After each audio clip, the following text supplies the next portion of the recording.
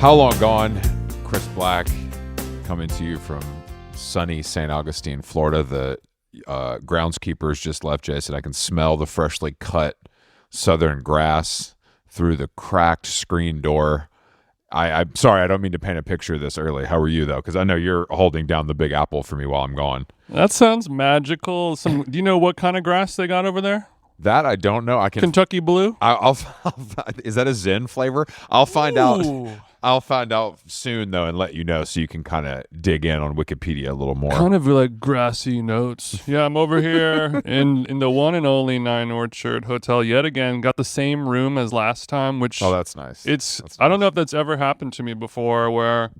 Because the rooms here are, they have unique character. It's not just like every single, so back to the same hotel, same room within about a week. It has a real... Groundhog's Day. Like, I just feel like I'm at home, but it's also creepy. It is a little, I've only gotten the same room if I've requested it, which makes me feel a little bit like a diva, but also if you like what you like, it's not that crazy. I need the black suite. Yeah, that's when I say I need the black suite, that's what they give me. They know exactly what Rest that means. in peace, D'Angelo. Speaking of. Rest in peace to the GOAT. One of my, I know Penn Bagley's probably, praying today. Yeah. Check on your pens today. Check on your bat. Also, is it Badgley or Bagley? I think it's Badgley. I don't know. Because on the intro, you said Bagley with such a confidence that I just assumed that was the right way to say it. Oh, maybe I said it wrong. I was so cucked I didn't even bother bringing it up to even begin the idea of correcting you. I think it could go either way, maybe, but I've also never said it out loud until that moment, probably. Because usually if you say Penn... It's followed by Gossip Girl or something. You know what I mean? Like, people know who you're talking about without giving the full government. Yeah. If that's his real name. If he didn't change it once he converted to the Baha'i faith. Unless you're one of my followers and you all thought it was Penn Jillette from Penn and Teller. Oh, sure. The other... How can I forget? There's Penn tennis balls, Penn Jillette from Penn and Teller, and actor Penn Badgley. Those are the three, or Penn Bagley, whichever. A lot of people brought up Sean Penn as well, but it's the last. It's a surname. I mean, Sean Penn. I wonder if that's his real name. I just assume every actor has a name that's not what they were given at birth, or they've at least edited it in some way. Like Lucas told us, an agent suggests it when you're 14, and that's kind of what it is. But sure, R.I.P. D'Angelo, one of the greats. I mean, I was saying this earlier in the group chat. I think it's a very dignified way to go out. Kind of, struggle in silence and no fanfare. Just like, I left you with what I left you with. I'm the GOAT. See you on the other side is much more powerful to me than doing some like GoFundMe sort of half-cocked victory lap about how great you are. Or you don't want to be wheeled out. No. With Zach Wilde to do one last performance of Crazy Train. No, exactly. I think it's really dignified and like respectable. And pull the plug. It's just it's funny because him and Evan Dando weirdly both suffered from the like I'm too hot to be taken seriously, and like the record label wants to push that narrative. Obviously, I mean the famous D'Angelo music video, but D'Angelo, Evan Dando, Madison Beer, the list goes on. Yeah, well, two of those three actually have talent. And I just realized that when I was thinking about D'Angelo Tam, that's such a weird, rare space to occupy as like a male sort of pop star, in that era. To have that level of talent and the looks and the swag and the everything, it just happened. I guess Jeff Buckley had a little bit of that as well, when they're like, oh, I love this song. The guy has such a beautiful voice and plays the guitar like... Eric Clapton and an angel fucked, and then you see him live, and you're like, "What? Now hold up, now, bro could hikey get it. This motherfucker looks like River Phoenix. What the fuck? That's too much. It's just getting thrown at him left and right, day and night. As I say all the time with guys like this, leave some for the rest of us. You can't be hot and really good at something. You got to pick one. Well, that's why unfortunately these people are too hot to live. They're like, bro, I am constantly jettisoning all of this. I'm trying to give you say leave some for us. All I do is try to leave some for you. Despite that, I am still drowning in pussy. It's true. And I think that's how Jeff Buckley went, which was underreported, but something that we could dig into on this show if we want to. Ooh, died in the pussy. He died.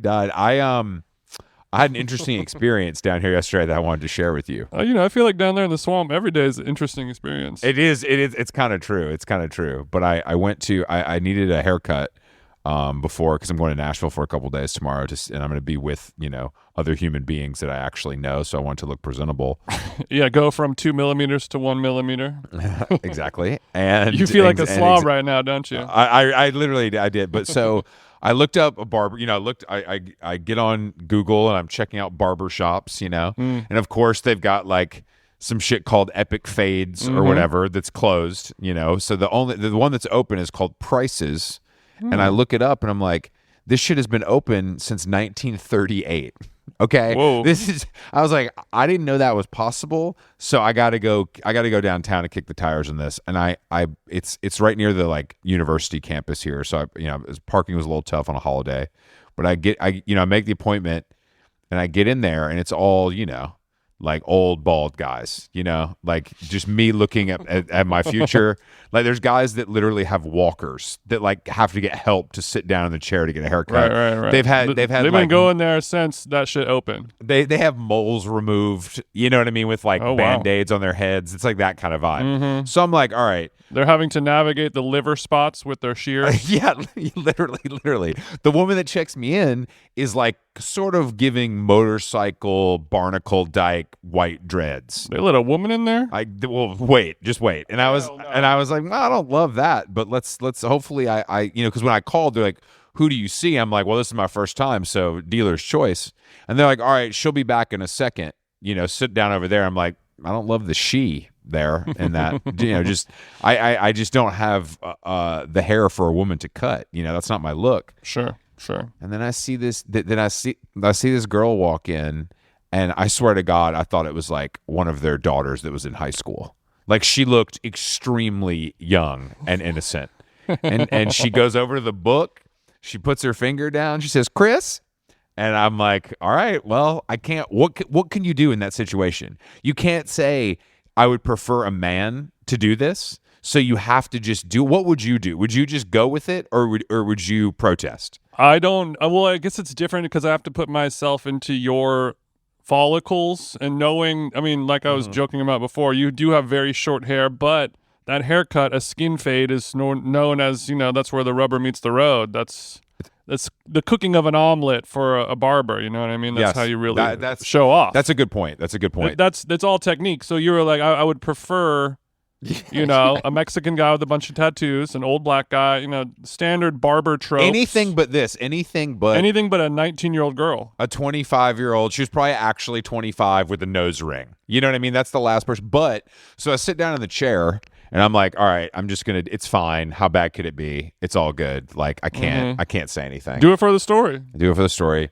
She starts cutting my hair and she's like, asking me questions, where are you from? For some reason, she has a southern accent, even though she's from Long Island. And then she starts giving me a haircut. It's feeling good. I can tell she knows what she's doing. And then she just hits me with you live in New York City? And I said, yes. And she said, how much is your rent? So I just told her. I was just like, you know what? This is low stakes. I told her, and I thought she like dropped the clippers. She couldn't believe it. And then the rest of the haircut was her just talking about how cheap it is to live in St. Augustine, Florida. And I couldn't be like, yeah, no shit. Look where you are. I had to be like conversational but the haircut ended up being pretty good. And I'm like, do I go back to see her?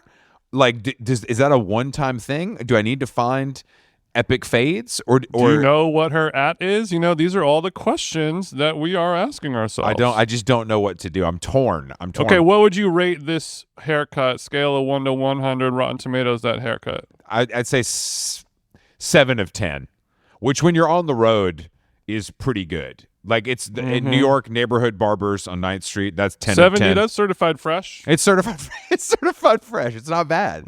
But it's a real conundrum because I loved our rapport, and that's almost more important to me than the haircut itself. Yeah, I mean it's at least as equally important. And I think now that she has successfully climbed Black Mountain, she knows your crooks and creaks. The contours of She's my familiar, giant head. yeah, and you have a good shaped head. Pause. Like you don't. It's not a challenging head to cut compared to some other ones, some dome pieces that we've seen in the world. Yeah, that's true. So she's only going to get better. She's like, okay, yeah, I just did the Boston Marathon once. Yeah, my next time it won't be worse. You know what I mean? That's true. Honestly, that's true. Like I know how it works now. She's mastered turn 4, not to go Dale Earnhardt mode. I was able to kind of get the course in my head. But yeah, it was a big day out. When you get a haircut from a 25-year-old and then you hit Publix, you really start to feel like you're regressing into your sort of teenage self. Yeah, I mean, it'd be weird. Like I just got my haircut right before I went to New York, and it would be so odd if I did not get a haircut and we didn't discuss like Madball or whatever. Yeah, I was going to say, you have a special situation where you get to talk about Hatebreed B-sides and whatever Morrissey said this week. Yeah. And I'm jealous deeply as hell, aren't you? Oh, so jealous. But I mean, in New York, it's like a Russian woman who we can't really communicate, which I also like. So they give me my space. Or you got the real slick barber who's got like a gray mustache and he does like sheer. Yeah. Like when the mixology guys move they flipping the shit around. He's doing that with the shears. When the mixologist has the big spoon, like that long ass spoon, like bitch, you do not need a fucking spoon and a beaker. He's swizzling to make a vodka heavy. soda. Stop, bro. Stop. He's swizzling. And then when you do, like the Instagram boyfriend when they're taking photos of his girlfriend on the street. And you kind of get into the squatting photographer stance. Oh, yeah. When the barber starts doing that, looking at it from angles that aren't necessary. Yeah, it's like, bro. It's going to be fucked up. You ain't seeing anything good when you're crouched down and engaging your quads like that. When the last thing you hear is, do you want any, like beard oil? It just got around, bro. See, and that's the thing. This girl, she didn't even know what beard oil was, which is a gift in itself. True. Before we talk to our guests, we should give a shout out to our friend George. Daniel. Male model George. George. Lose the Daniel. It's cleaner. Charlie XCX. There's the new cover of Vanity Fair just came out today. Charlie's on the cover, but inside in the pictorial, as we would say about Playgirl, there is George is prominently featured, sort of laid back, sexily on the bed with his bride. And I just wanted to looking like a Savage Garden album insert. I just wanted to give him a pat on the back for having the bravery to do that and stand with his wife in these trying times. I'm proud of him. We all know he didn't have a choice in that matter. Definitely no choice. We have our guest here today. Our guest today is Alexis from the legendary band Hot Chip. They have a new greatest hits. I love when anybody reaches the point where they can put out a greatest hits album that is out everywhere now. It's called Joy in Repetition. It's got amazing artwork that Jason, you said is by the same guy who did Sgt. Pepper's. Yeah, just a little Sgt. Pepper's, just a little light album like that. That's really known as maybe like the most important album art of all time. That's true. That's just one of the bigger flexes that I've ever encountered as far as album artwork goes. I've just never heard of anything Real like talk. that. All right, let's give Alexis a buzz. Are you ready? Yeah. No, he's fucking ready. You ready to fucking pod? Are you at home or is this the lab? I'm at home. I'm in a room full of records in the basement of our house. So it's also a lab then, kind of. Yeah, kind of. Yeah. Is this Papa's man cave? It's meant to be the dining room, but it's been taken over by if you want to call me Papa, you can. It's records everywhere. I would love nothing more. Okay, so there's some gear but also your record collection, which I'm sure is heaving. It's mainly records, but I tried to give you just a view of something very tidy instead of all of the all of the shit behind me. You're presenting a nice background. So typically most basements are used as this dining room, and you decided to flip the script and use it as record storage. I am confused by that. I'm being sarcastic here. Yeah. Sorry. We in the kitchen at a table there, and we don't tend to eat where all the records are. I just listen to records in here. Got it. Okay. So there's not okay. Dining rooms are a little outdated nowadays, right? We don't really need them. Yeah, exactly. A little antiquated. Do you have a family though? Yes, I have a wife and a daughter. My daughter's 16. 16? Yeah. Damn, bro. Okay. You're such a young fella, though. Yeah, you are. Yeah, you got to be. I thought you were younger than us. How old are you? Lex been putting in work. I'm 45. I don't know how old you are. Bro, we're basically the same damn age. 16, good for you. And you've been touring this whole time? Pretty much, yeah. Yeah, for about 20-something years, yeah. Does she think you're cool, or is it touch and go for now? It's not touch and go. It's just she doesn't think I'm cool. There's no... It's just go. It's just straight up go. She's like, run away. So because this is something I'm always fascinated with when we talk to people that have had like a pretty successful, prominent career, and they have a 16 or 7. Like I'm always wondering what is the age where one of their friends is like, oh shit, your dad's in Hot Chip? I fucking love, you know what I mean? Like, when does that start happening? Maybe when she was around 12 or something, there was a bit of that. And I think I wouldn't want to blow my own trumpet at all. I think maybe some of her friends might think the band is cool, just about, but Prudence doesn't anymore. Although she did join us on stage for a gig recently, so maybe she's kind of softening a little bit on her views. Did she play an instrument, or did she just sort of come as your role model, Sally, and dance around? She's she's there in a security guard capacity for me.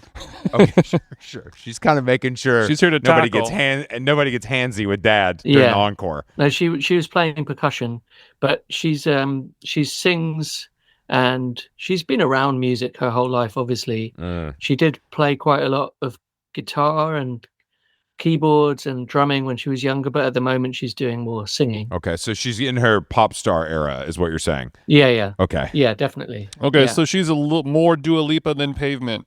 Is fair to say that? That's definitely fair to say. We took her to see Dua Lipa maybe 6 years ago or something, but more recently it's been Charlie XCX that she's wanting to see, and somebody called Somber she's going to see. Oh no! Soon.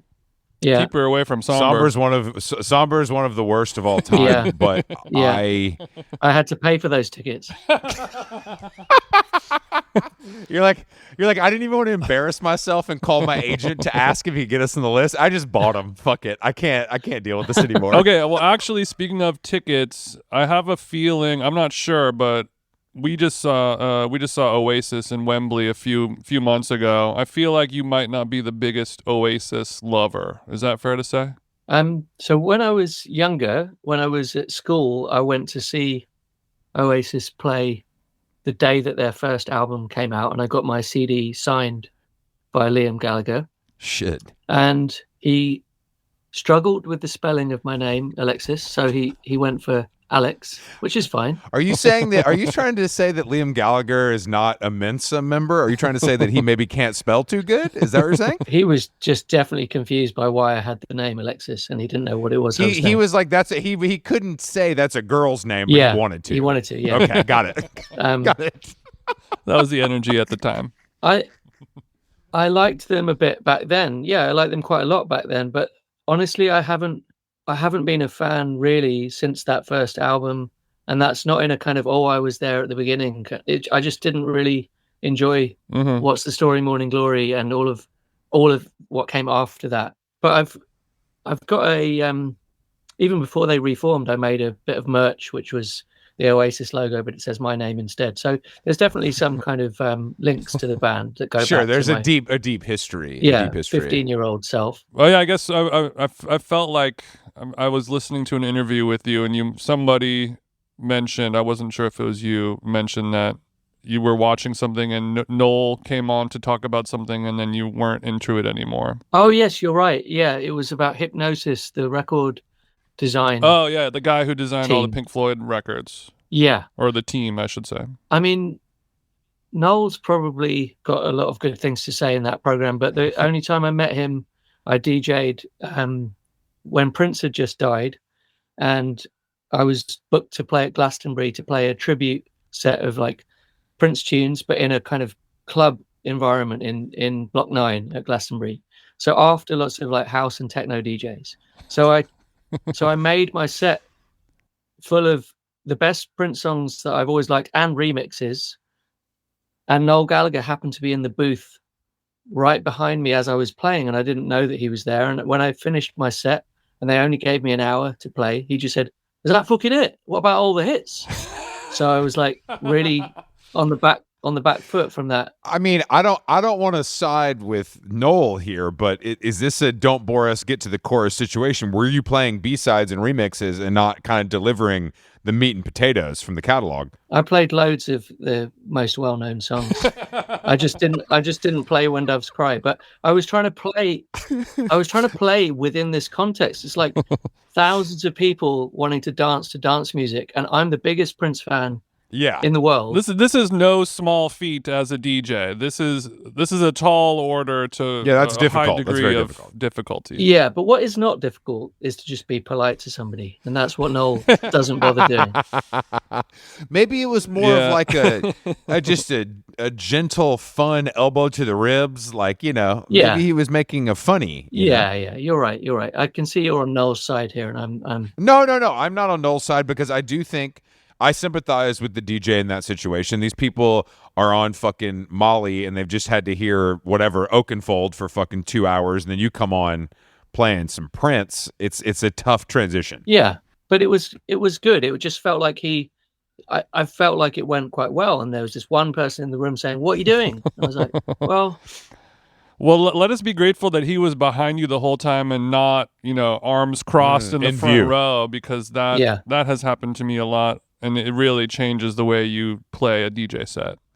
If somebody that you admire or look up to, is sitting there and being like, wrong burial song, buddy. Yeah. You fucked up. Is Noel Gallagher doing that to you often? No, but just people, not as famous. Maybe a Tom York or something like that has, and you see somebody and you try to play for them. But I think we love watching a Gallagher brother be a knob in the world until they're a knobhead to you, and then you suddenly, it's not funny anymore. Yeah, I really like Liam. He seems really, I like his sense of humor. I don't know him. I've never met him other than the time that he signed my CD, but most people are Team Liam. Yeah. I'm just realizing now that that's how I stand at every DJ set, because I'm so unhappy to be there. And now I'm like, I don't want to make you feel it's not you or even the music you're playing. It's just the environment that I'm forced to be in. It's not personal. You stand like what, behind somebody? No, I'm saying I think I stand a little arms crossed vibe that could be taken as whenever he's in the club, it's under duress.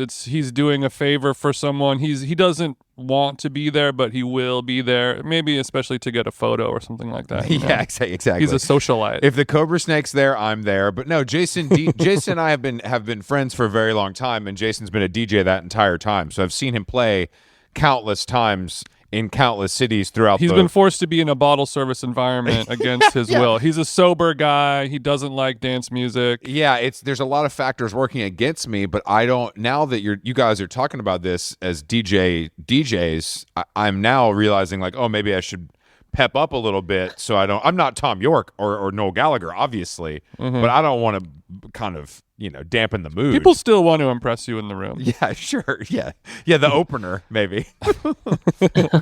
You mentioned Cobrasnake, and I have a fond memory of him and I touring together. I would go and DJ, and he would take photos, and we'd go around to weird cities, and he would always blast Hot Chip on the airplane and sing and like dance to your. Really? Yeah, he's a Wow. huge fan, and it would be embarrassing because he would be singing out loud on an airplane, looking like a freak, wearing some fucking overalls with stickers on them and shit. Wow. I'm hungover after opening for Ratatat in Oslo, and he's singing fucking Hot Chip at full volume. That's really funny. Well, that takes me back to that era. I mean, the mention of Ratatat. When our band got signed, we played at South by Southwest Festival, like everybody, I guess. And it was Ratatat, MIA, and us, and LCD Soundsystem. And that was the show that got us signed to a bigger label, to EMI. Okay, so were all the other bands already signed to majors? LCD were, because they had DFA label, and then DFA had been signed. Sure. All of the catalog had been signed over to EMI at that point. I think Ratatat might have been on XL. Yeah, Ratatat, they were really a moment, man. That was really like a thing, and it burned out very bright, very quickly. But that was like a moment. Yeah, I was a big fan. No, maybe that lineup is a kind of those 4 bands right now could do a stadium. Yeah, for sure. Yeah, it would be a very interesting mix of people. MIA and LCD. Those are maybe 2 sides of different coins. Yeah, it's like proof, if proof be need be, of indie sleaze existing. If need be. My favorite part about Ratatat was that if I remember correctly, the drummer was in Dashboard Confessional before he was in. No, I didn't know that. Well, I did not know that. I believe that to be true, and I think he might have tried to bury that fact, underneath a beard or whatever. But like, I was there for both, and at least someone from that band, I believe, was in the Dashboard Confessional band. I believe it. Can't point. Bullshit a bullshitter. Your emo detecting is strong. So you lived the dream of being the indie band from the UK who goes to Austin, Texas and plays in a fucking barbecue restaurant, and you leave with a record deal. Yeah, somehow. And also, it's not something I'm proud of, but I was definitely very, very drunk at that gig and don't remember playing very well. I think my bandmate Felix said that I spent a lot of the time just adjusting the microphone stand and not ever coming in with vocals. It was a different time. That's cool. Maybe EMI was like, we like this guy. He's on his rock star shit. He doesn't give a fuck. Yeah, it feels a little Ian Courtesy. He's fidgeting up there. Yeah. We don't know what's happening. Definitely some fidgeting, yeah. What I remember is Paul Epworth, who went on to be this, very well-known producer. He was mixing our sound and LCD sound at that show. He was doing some wild moves. Like, he was spinning around whilst mixing, and he was putting delays on everything. James Murphy filled us all up with champagne and whiskey, and I was carried on stage on his shoulders and sort of dropped down unceremoniously onto the stage and landed at my keyboard and started playing. So I think maybe it was a memorable show for the A&R people. This is some of the most early 2000s South by Southwest shit I've ever heard in my life. And also, when I would go to South by back then, it was almost a requirement that you had to get wasted. Everyone was shithouse drunk. I've done some really good coke in Austin.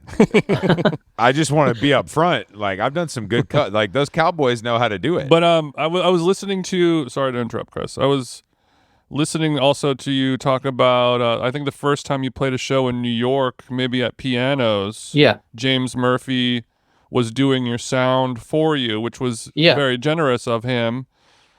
He was saying, like, hey, you should tune this, drum on your drum machine so it's like in key with the song. Yeah. It's like sounds wrong. And you guys are like, I didn't even think to do that, bro. That's an awesome idea. Yeah, that's right. That's exactly right. Yeah, it was Felix who had the machine drum, which was this like really great drum machine that was used in lots of compact records, productions and things like that, these kind of German house records. And I think James was just listening to this tom tone that was coming out, and he was like, that's just going to be a constant through this song in the wrong key. So yeah, things like that, the very technical things were helpful to get his input on, but it wasn't like we had as a band a long lasting relationship with him helping in that way. It was only that one show that he but he obviously, my bandmate Al is in LCD with him, so they've continued on working together for years. Well, I can't figure out. I mean, that shit, that they look like fucking Edward Sharpe and the Magnetic Zeros up there. They got 15 people. Yeah. I can't tell who's doing what. I don't know what's going on. That is there. true. How many people does it take to play a drum machine? Lots of people tuning the drum machine. Did you do a record for DFA at any point or no? Yeah. So when we first started working with them, they put out Over and Over as a 12-inch. Oh, don't tell me that motherfucker made all the money on that. There's like a Rapture remix of that shit, right? Or something like that. I don't think there's a Rapture remix. There's an Optimo remix. There's a Eustace Kernker remix, a Maurice Fulton remix. Really good remixes came out. But yeah, so we did a couple of things with them. They were always involved, but it was through EMI as well. So we had Jonathan Galkin, Tim Goldsworthy and James Murphy working with us in some A&R capacity, and also they did record us in their studio, but it only led to one track that came out called Just Like We Break Down. But yeah, it was more that we toured opening for LCD. That was the big connection with that label and that band, and also Tim Goldsworthy, who no longer as part of that team, but was at the beginning when we were there. He produced. We read the book. We know what happened. Yeah, he produced a record of mine years later, maybe 10 years later. So I am still in touch with all of them in their disparate groups that they've gone off into. Are you still in touch with MIA or not so much? I don't know if I ever met MIA. I like that. I don't know who you're talking about. Is she a musician? No, I know who she is. I saw her. I remember seeing her. She's a 5G truther. She opened for Prince at the O2. What? When Prince at the O2. Prince was doing 21 nights there, and I remember she was one of the openers there. But obviously, she was on that bill in South by Southwest. But I don't think I've ever had a conversation with her. That's probably for the best. Man, it would have been so good if you guys opened for Prince at the O2 for those rounds, huh? Yeah, I would have enjoyed that. You guys are way too white to do that, though. They can't give you that one. Have you made the pilgrimage to? I mean, I'm sure you've played in Minneapolis many times, but have you tried to go to the house and shit? Like, how far are we taking this? Yeah, I went to Paisley Park. I took Joe from Hot Chip there on his birthday. Oh, that's nice. What a treat. And we've played at First Avenue about 5 or 6 times, which is, one of my favorite venues and has such a strong link to Prince, with Purple Rain being recorded, some of the audio and some of it being filmed there. And so, yeah, there's been a lot of time spent in my life, listening to him and watching films of his and videos. And yeah, eventually got to go to Paisley Park. Which was great. Have a little Juicy Lucy with Joe. Sounds like a nice afternoon in Minneapolis. The most memorable bit of that tour was being told that Prince would do these private screenings of films for an audience of fans of his. And the guy doing the tour said, and you know what Prince's favorite film was? Finding Nemo 2. Are you serious? Yeah, me and That's Joe cool. were like, oh, right, okay, yeah. That's a good use of the cinema screen. The cinema screen. This is the same place where he does these private concerts, and then it's like, yeah, now I'm going to just show Finding Nemo 2. I love that. I mean, now I'm looking at Finding Nemo 2 through a different set of eyes. I'm wondering what Prince saw in this storyline that I haven't. Prince had that fentanyl patch on his left arm, so Nemo was looking good. Baby like cartoon, more so when you have the patch on. Swimming I got it. Slow. Okay, I want to talk about musical instruments. How many musical instruments have you purchased purely based on the way they look? Let's say about 99% of the instruments that I own. Okay. So you're a vibes guy. You walk into Guitar Center, you see something that looks funky, you're putting it in the cart. What's the ugliest shit you got? How big is the sitar that's in that basement right now? Yeah. I mean, I should have done the interview from my studio. Then you could have seen all of these things. I don't own a sitar. Oh. I am a vibes man. I can play the vibraphone, and I know that's not what you meant. Yeah, I think that a good example of this is the Gibson Firebird guitar. Do you know that guitar shape? Yeah. When I first started playing the guitar, I played a really cheap guitar that never stayed in tune, and it was awful. And then my friend Hagop Chaparian, who now releases music on that label that it's called Text Records, Fortet's label. Sure. Hagop used to be our tour manager, and he used to play in a punk band called Symposium. But now he releases his own really good music. He lent me Firebird years ago. It's such a kind of big guitar. It's got a very heavy neck. It looks unusual.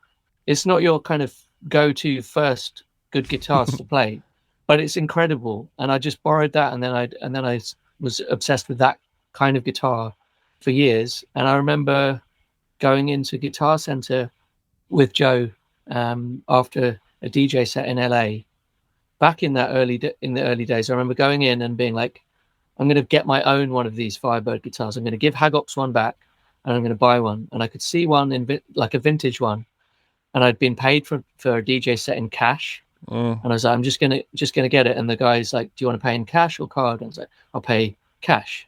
And then he says, right, I'll throw in the case for free if you're paying in cash. And I was like, oh, how much is the case? And he said, $800. So at this point, I realized that I've missed off a zero on the price of the guitar. And It's not $2,500, which would have been the most I'd ever spent at that time on any instrument. It's $25,000. So Jesus, and this was so a while ago. So we're adjusting for inflation. That's a lot of money. Yeah, and it's a '60s Gibson Firebird. Anyway, Right, so right. so I For guess listeners at home, that's kind of a ZZ Top style, kind of 70s, bar rock kind of vibe. Is that fair to say? The Firebird. Yeah, it's used by Paul McCartney played the other version of it, the kind of non-reverse, and Funkadelic. Eddie Hazel sometimes plays one. Sure. Members of Oasis have played Firebirds. Okay, Team Firebird. Yeah, but I'm saying all of that rambling stuff about Firebirds because that's a guitar that it gets your attention from the way it looks. Mm-hmm. It sure does. I mean, electric pianos are things that I often buy, and they can look cool, and they can draw me in by their looks more than they should do. Did you ever did you ever own a Chaos pad? Good question. I've never owned a Chaos pad. That's big. I'm shocked. You weren't inspired by the music of Muse? No, I was not. I have not been inspired by the music of Muse. Let's go on record. Don't worry, the whole country of America hasn't been either, to be but fair. Kid So that's kind Kid A used the Chaos pad a lot, right? So I once played in a festival in Norway, and John Paul Jones was playing at the festival. And the point of the festival was that you all collaborate with other musicians. And he comes in and he's up for playing on my song, White Wine and Fried Chicken. And I'm incredibly happy that he's going to play. And he plays his lap steel guitar, but built into his lap steel is a Chaos pad. And he made the most beautiful sounds I've ever heard. He didn't use the Chaos pad. Hold on. He had a Chaos pad built into the front. Yeah. That feels too powerful to exist on planet Earth. Like you would plug it in and turn it on, and it would just say, "No, this is too much." Did you ask any questions, or did you just kind of go with it? Because I would have had a lot of questions. You said the most beautiful sounds that have ever been created by a musical instrument. So to be fair, he didn't turn on the Chaos pad, but it was there. Okay. It was there, and I was a bit scared that he was going to use it. Scare tactic. But he didn't use it. He played he rehearsed with me and like 5 other people, and it sounded absolutely amazing. And after he rehearsed, he said, "Yeah, I'm not sure there's much space for me on this track, actually. I think that the Fender Rhodes is taking up too much like bottom end where I would be playing." So I was like, I'll just play something different. I'll do whatever, dude. You want me to play the tambourine? I don't give a fuck. So I changed to another instrument. I changed to the piano, and then he stayed and played in the gig, and it was really, really good. And he was incredibly nice. So Chaos pads, people can have them built into their purple-colored lap steel guitars, but they don't necessarily always use them. People like that, John Paul Jones. Yeah. Well, John Paul Jones has a notoriously safe trigger finger. He knows when it's time to bring out the pad and when it's not. Yeah. But I have to say, if I saw you coming It's like from a nuclear weapon. If I saw you coming from a mile away in Norway, I might think you're a pad guy. I might be like, you know what, this guy needs a dose of my pad. He's probably got the pad in every color. Yeah, I would take you for a pad guy. Yeah. But I'm glad to know that you're not. Yeah. That festival sounds fucking twisted, though. Yeah, it sounds like a celebrity pro-am. It's a great festival. Yeah, it's in the Arctic Circle in Norway. And when we were there, it was midnight sun. So it's quite strange, playing a show and finishing at 1 a.m, and it's already turned. It's never gone dark. So you have time to rehearse. You're not just going up there with an all-star cast. You kind of are backstage hammering it out before you get up there. Yeah, it's not like a hippie jam band kind of thing. It's more could have fooled me. 3 days of rehearsals with people, and you figure out who you want to work with. And yeah, it's run by a friend of mine called Michelle Nowak, and it's a great festival. Sun station or snow station, depending on what time of year they do it. All right, but could you get stuck with a dud? Like, can you know what I'm saying? Or is it pretty good? Because, it's like, obviously, John Paul Jones. Marshmallow's really excited to work with you, Alexis. Yeah, like how, because I feel like this is a fun thing in theory, and then you start looking at the little names on the lineup or the big names on the lineup, and you're like, I don't know about all that, man. Oh, Jonas Brothers, Hot Chip, I don't know.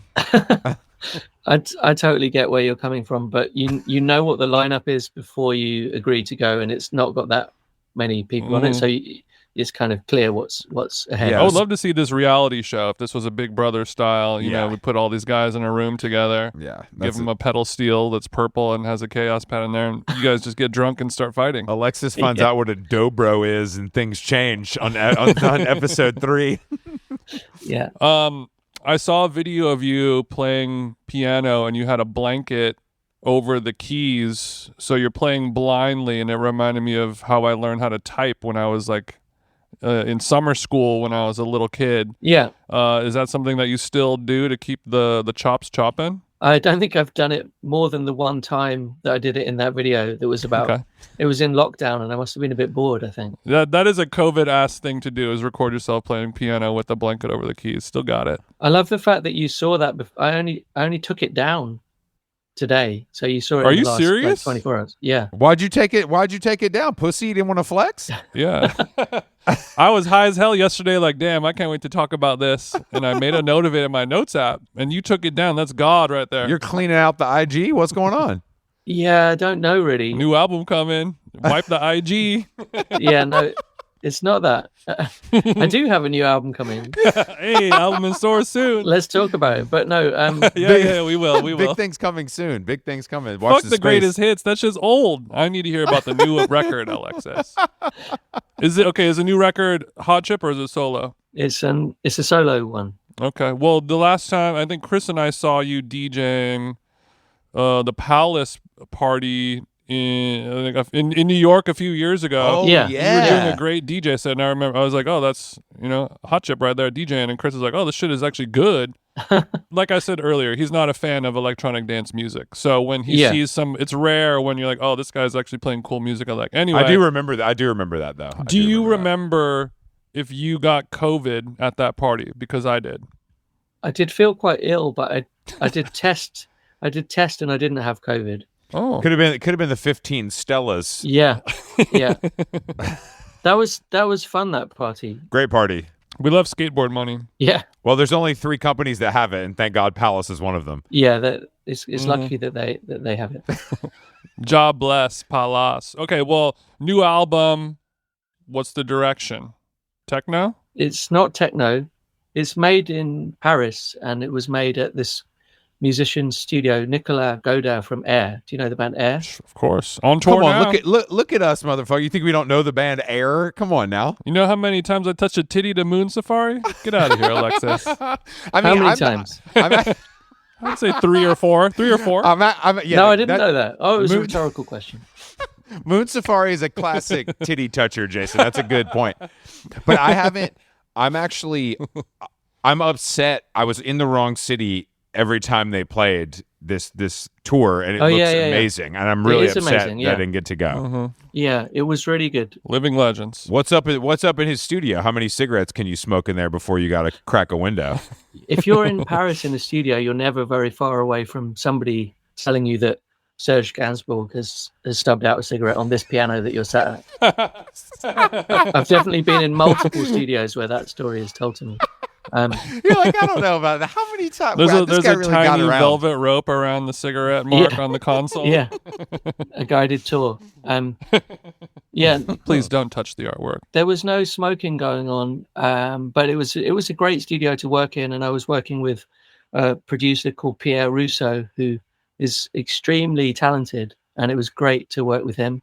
So I did some of it there, and then I did some of it in Los Angeles at another studio. And I worked with the Avalanches a bit, and with somebody called Ollie Baston in London, and Green Gartside from Scritti Politti. Wow! So lots of different people are involved in this record. So how does that work? Lola Kirk as well, the country singer from Nashville. How does it work? With that many collaborators, that means Big Daddy's the boss, and you're kind of coming in with something and getting them to contribute, or are you kind of starting from scratch with everybody? I made the record writing everything myself and playing most of it. Pierre Rousseau was producing, and then I would try and think who would be a good person to add something to this song. What does this song need? So I got Green to play guitar, and then he added vocals to a track, and he really, added lots of amazing things to it. It was quite a kind of slow process of just building the record over a couple of years, and then kind of adding in these people. So Lola Kirk only added her vocal right towards the end of the process, and I'd love to see your ass in Nashville. Yeah. Well, when do you want to meet there? I'm literally going tomorrow, so if you want to get on the plane, you let me know. Yeah, I got a couple sessions booked. No, it's for a party. Yeah. But I like country. Did she send you the vocal via email, or did you have to get in the lab together? I actually thought about flying out there to be in the session, but she just sent it via email. Mm-hmm. I've got a lot of time for country music, and it's an inspiration to me. So it was quite nice to have a modern country singer. Mm-hmm. I like to hear that from you, because that's my preferred genre of music in many ways. Yeah.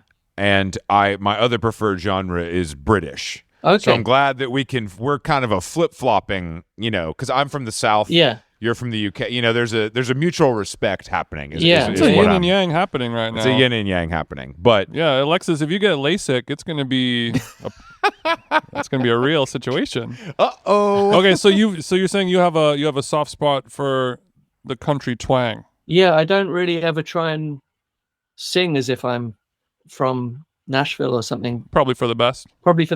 Or produce things in a way that sounds overtly country, but the songwriting is influenced by that. I mean, Townes Van Sant, Willie Nelson, Hank Williams, these are people that I really, really love and have listened to a lot. And some of that influence seeps into the songs. And maybe if you're just playing them like I sometimes do on an electric piano and singing, or playing them on a guitar, you can kind of hear it more clearly. But it's usually, produced in a way to take it away from those things, so that it's not just retro or kind of trying to borrow from another genre or another place too much. Like how Nelly does with his country music crossover type of stuff. A little ham-fisted. Something very subtle. Very, very subtle. Very, very similar to Nelly in many ways musically. Okay, do you think there's ever going to be a time when you're, Willie Nelson age, your whiskers are growing out, and you finally just make a straight up country record? We put the 909 down, we take the 909 out back and shoot it? Yeah. I mean, I've already started making that record, actually. Oh. With a guy called Johnny Lamb, who's a pedal steel player. Pedal steel is the most crucial element of something like this. Yeah. To me. The driving force. There's pedal steel on the new record, on a cover I've done of Wild Horses by the Flying Burrito Brothers or the Rolling Stones, depending on whose version you know. Well. Thank you for the respect. The Flying Burrito Brothers, it is their song. I don't want to, I don't want to nitpick. Yeah. Graham gave gifts away to those heroin addicts all day long, I agree. I mean, I've always felt like it's his song, and I've heard that story before. I read a good article with Jim Dickinson, the piano player from Memphis, who played on Wild Horses on the Stones version. And he talks about how nobody tuned an instrument at any point in the 3 days that he was in the studio. And when it came his time to get involved, he only played because I think the other piano player was maybe passed out on their back on a sofa. And so he had to step in, and he went to 3 different instruments to try and join in, and none of them were in tune with he was trying to play the piano, but they're all out of tune. And he's like, I can't say to Keith Richards, you've got to tune your guitar so that I can be in tune with you. So he kind of fumbled his way onto that track. I like that detail about it all. That's a very good. That's a great detail. Very good detail. I mean, who tells Keith anything about his guitar tune or tone? Yeah, you can't do that. You shan't. You can't do that. I mean, okay, I love this. Yeah, I feel like the Graham Parsons stuff sort of comes in waves. I feel like every 5 to 8 years it bubbles up again as very influential, and people are talking about it because he also looks so cool, and he was rich. There was a lot of backstory that made it really good, but I feel like it comes, when Keith Richards' book comes out or whatever, it's peaking, you know what I mean? And then it dips and it comes back and forth. But I feel like it's come up in my life a lot in the last 2 weeks, weirdly. So it's funny to hear you say that. It's funny you say that, because when I was growing up and when I first heard his music, I just thought it was so incredible. And then it seemed, and everyone liked him at that point in the kind of mid 90s when I was first hearing about him as a teenager. and he was, referenced a lot. People like Bobby Gillespie would talk about him, or Well, no one loved Nashville more than Bobby Gillespie for like 3 years. Yeah. You know what I mean? yeah. He's the king. Mm-hmm. It doesn't seem like he's getting name dropped nearly as much or listened to as much, but I feel like it's very obviously everyone knows who he is, and there's so much the story, the legend of him is out there. People still go to Joshua Tree and go and stay in that hotel room and all that stuff. But I don't feel like I'm meeting many musicians who talk about him. It's true. It's true. I think like Grievous, I think songs get covered too. Like it'll it's like, oh, this is, but I just finished the Evan Dando memoir, and there's a lot of I just started sort of like there's like a lot of that stuff in there because he becomes friends with Keith Richards' son Marlon, and then spends a lot of time with Keith. So there's this whole sort of kind of tangent about that whole kind of thing and those people. Yeah, which I'm reading. It's good. I'm reading that book as well. I went to see Evan Dando a couple of weeks ago in London, and I've got a lot of time for his music and his voice, and I think he's a great songwriter. I think he's really Alexis, how was the show? Because it's one of the worst shows I've ever been to. Did he keep his shoes on, Alexis? Did he keep his shoes on for the whole 45 minutes? He kept his shoes on, but he emptied his rucksack onto the stage at the beginning of the show. All of the contents of that emptied out. Like took the rucksack upside down, dumpy style? Yeah. Okay. Yeah. Like he was getting searched by the police. Like Amanda Bynes on a flight, just dumping the bag upside down. What? Shit everywhere. Was there a reason? Did he explain? He's looking for a lighter. He didn't explain, but I saw him maybe 3 times in a 2-week period, having never seen him before, but liked him when I was younger. And I thought the shows were really, really good, but there were other people who were at the same shows as me who found them really hard to endure. Mm-hmm. And they were really sad and really worried about his mental well-being. Okay, so you were able to put that aside and say, like, I love this guy's music. He's rocking up there. This is good. Let the guy have fun versus mourning, a drug addict's current life. Yeah. When I've seen Brian Wilson over the years, I felt more like he shouldn't really be up there anymore. Yeah, somebody's taking advantage of him type thing. Yeah, and definitely I felt that with Amy Winehouse. I remember she was playing after us at a festival, and she wasn't even on the Isle of Wight at the time she was due to be playing the show. And by the time she was playing, it was just really bleak to watch it. Whereas with Evan, he's having fun. It took me a while to adjust, but I was slightly more prepared for it. And so I didn't spend the whole time thinking what's going on. I just thought, well, he's playing all these songs that I love, and his knowledge of not only his back catalogue, but all of these songs by, Fred Neil or Townes Van Sant or Tim Hardin. Like, he was covering all of these favorite songs of mine, just throwing them out there. It was like a dream set list for me. And then I met him backstage, having never met him before, and he saw my Neil Young t-shirt, and he just played me all of Revolution Blues just in the dressing room afterwards, and it was incredible. Holy shit. Okay. I felt like it was good. Some bears like being in the circus, Yeah, I don't think that the thing that struck me about the book, and I was talking to a friend about it, and what he said was so funny. He was like, he's dumb, but he's like a genius. Like when it doesn't feel, it like feels like, I can't explain it. Once you read it, you'll know what I'm saying. But it's like, it's just very plain speak. Like there is no flowery language. Yeah. There is no sort of like pomp and circumstance. It's just sort of. But then, I mean, I was Googling bands he was mentioning in the book that I'd never heard of. And then I listened to it and I'm like, oh, this is fucking awesome. Yeah. And it's like, I do think he poured his energies into the right place for him. Let's say that benefited him in his career, Yeah, definitely. A savant. That's good that I'm glad to hear that, because maybe I'll go. Because Jason and I went when they were playing with Jawbreaker, which was notoriously bad, and I was like, you know what?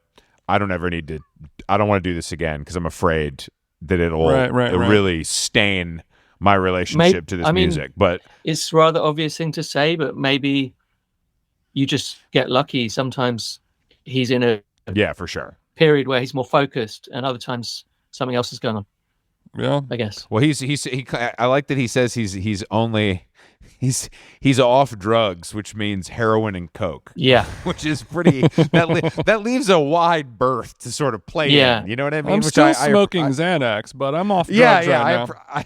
I appreciate how sort of loose that definition is. Cali sober. Yeah. Alexis, you seem like a guy who never really tangled with drugs too much. Is that fair to say? It's completely accurate, yeah. Were you just too focused on the music or alcohol? I used to drink alcohol. I stopped about 2 years ago. In fact, after a big night in Minneapolis. So that was quite a fun way to have a last drink, unless I do drink again. I had a lot of fun with my bandmates, listening to music and kind of being silly. And I just felt really, really, really shit the next day. Yeah. And sure. And a few of us felt the same way. Like, so I think we drank too much. So I stopped at that point. Drugs, I've just never had any interest in taking them. But most people around me take them.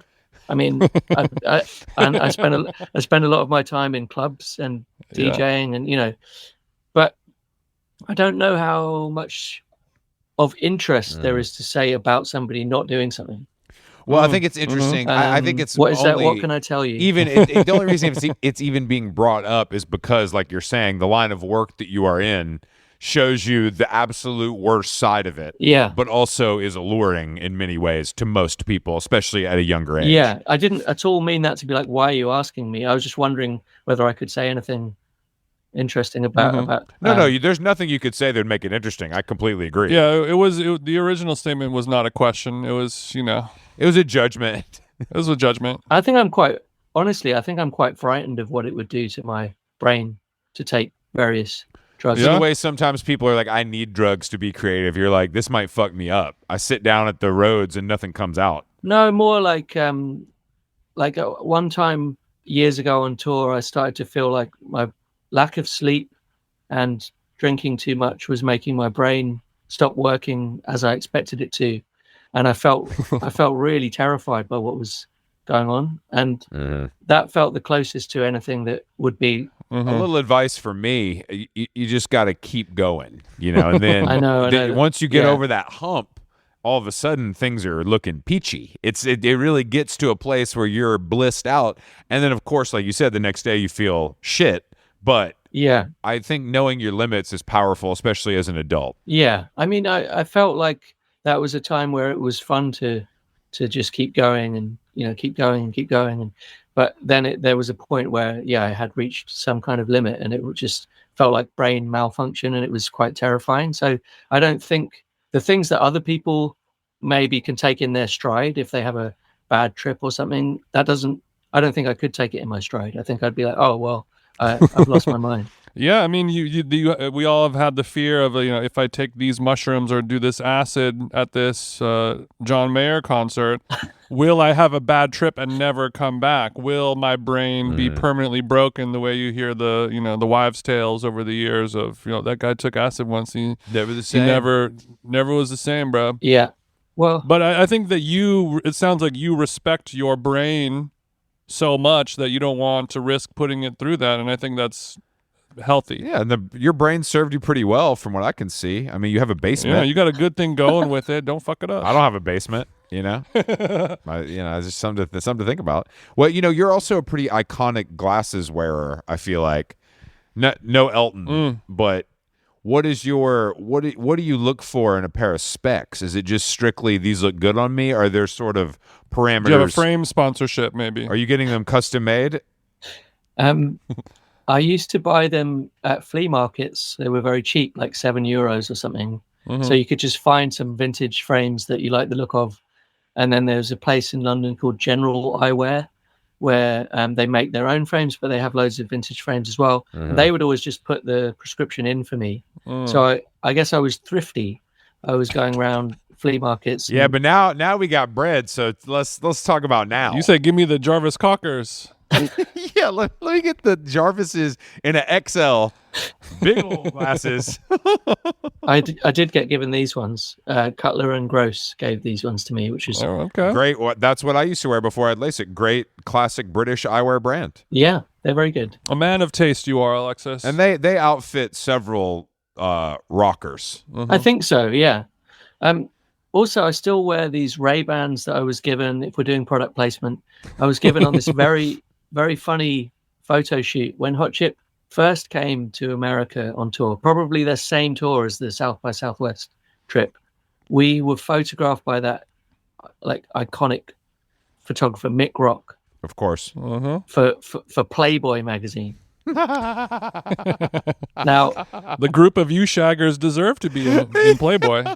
We were not the most obvious of people to be in that magazine. Half the band were virgins, but we still agreed to do it. And but I remember that shoot very well. I remember that Mick Rock had a filthy mouth. He was very he was bottle of Jack in one hand, Nikon in the other. The way he was speaking to Joe, you wouldn't get away with that these days. Sure. Well, you have to get your subject to do what you want, and sometimes exactly. that takes language that is not acceptable in today's world. Mick, he has his ways. Yeah, exactly. But yeah, I got given some glasses on that set, and I still wear them to this day. So haven't lost them, which is very surprising as a journeyman traveler DJ like yourself. Yeah. But I guess you don't do drugs, so you keep all your glasses. I was with somebody, I'm not going to say who it was. I was with somebody at a gig in Los Angeles recently, and they did lose their glasses while they were dancing. So it does happen to people. Of course. I went back after the show was over to look for his glasses, and then I turned around to go and help him get a cab home, and the security wouldn't let me back up the stairs to meet him and help him. And I was like, oh, my friend needs to get home, and he's lost his glasses. And they just properly turned on me. The security were like, you're going to need to give me something better than that. You're going to need to give me a better excuse. And I was like, oh, it's not an excuse. It's true. And they just put this they put this barrier up, and they were like about to like kick off with me. And I'm like, what are you doing? Wow. But these guys worked at the club that you had just DJ'd in? No, I'd just been watching a band there. Well, I mean, in LA, you're supposed to say, do you know who I am? That's true. That usually works every time. That's true. Yeah. Because I feel like you and Hot Chip are big in the security guard community, you know? What makes you say that? I just feel like there's It pumps me up to break skulls. Yeah, it's like, yeah, you know, I think that like some of them probably listen to hip hop or whatever, but there's probably a pretty large faction that is interested in Hot Chip and kind of what you do. Something to think about. Yeah. You know, I was telling Jason when you were getting your headphones that I didn't know that Lizzie Truly's version of your song was not her song. Yeah. Like I had heard it and I was like, this song fucking rocks. I love Lizzie Truly. This is so good. And then someone was like, you know, that's a Hot Chip song. I was like, I didn't know that. And then I checked out the Hot Chip version. Also great. It was a win-win for me. Oh, that's nice to hear. Yeah. It was really good when she did that cover. We don't know her super well, but she's friends with Lizzie Bogatsos and Chloe Sevigny and different people that we know from New York. So it was a nice connection. Underrated. I thought that record was going to be really big. Yeah. I thought she was really cool. I thought the music was really good. It was like that and the Virgins I thought were going to be the two things that went, and neither of them really did. Maybe she picked the wrong song. Maybe she needed a better song. She should have done something from the Strokes. There's a little band called the Strokes. They have a pretty deep catalog. If you're interested, you can take a look. Well, Alexis, the Hot Chip Greatest Hits record is currently out. It's great. I like the sequencing of the track list, not necessarily chronological. Couple remixes at the end, and both remixes are actually quite great, which I feel like is rare on a compilation record. Not unlike the Pink Pantheress bonus record with a bunch of great remixes on. I think British remixes are back. Oh, why are you doing a greatest hits though? Are you guys trying to get out of a contract, or is this? If only the answer was something as interesting as that. Like, well, no, actually, how much time do you have? Let me get my publisher on the phone. Because you're so young. You have so many more albums ahead of you. So we've done quite a lot of press about this greatest hits, and still at this point, I haven't come up with a good answer to why we have a greatest hits at this point. Essentially, our record label thought it was a good idea, and I think they thought that about 10 years ago, and we were like, no, we're not at that stage yet. And eventually, this time around, we were like, okay, if you really think that people would want a compilation, then let's do it. And we didn't have any real difficulty putting the thing together, and it was quite nice to look back over what we've done and be like, okay, well, we've done that much. Maybe we can just mark this moment and then make some new music and keep going. Act 1 complete. Yeah, but there's not like a big concept behind it really beyond that, I'm afraid. That's okay. I prefer no concept. I mean, personally, the concept getting more streams on Spotify, baby. Check in the mail. That's always the plan. That's the only plan we got. It's the only concept any of us have. Yeah. All right, Alexis. Well, thank you for taking the time. When's the new album? When's the solo album coming out? That will be announced in November, although I've announced it on here, and it will come out in February. Okay, great. We'll look out. Exciting, we'll look out for it. Send it over. Send me the waves, please. Will do. I'll debut them soon. I need the stems, Chief. We'll talk to you soon. Thanks, man. We appreciate it. No, it's good. It's good fun to talk to you. Cheers.